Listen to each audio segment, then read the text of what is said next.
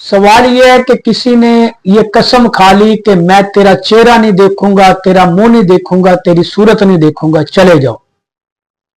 अब अगर किसी मौके पर वो सामने आ गया दूर से या करीब से, तो अब इसका हुक्म क्या होगा? क्या उसकी कसम टूट गई? तो शरीयत जो है वो एतबार करती है उर्फे आम का। जब उर्फे आम में किसी को कहा जाए ना कि जाओ मैं तेरी सूरत नहीं देखना चाहता, मतलब ये होता है कि मैं तुझे कोई काम नहीं कहना चाहता, मैं तेरे से मेल मिलाप नहीं रखना चाहता, मैं तुझसे मेल जोल नहीं रखना चाहता, ये उर्फे आम में इसका मतलब समझा जाता है।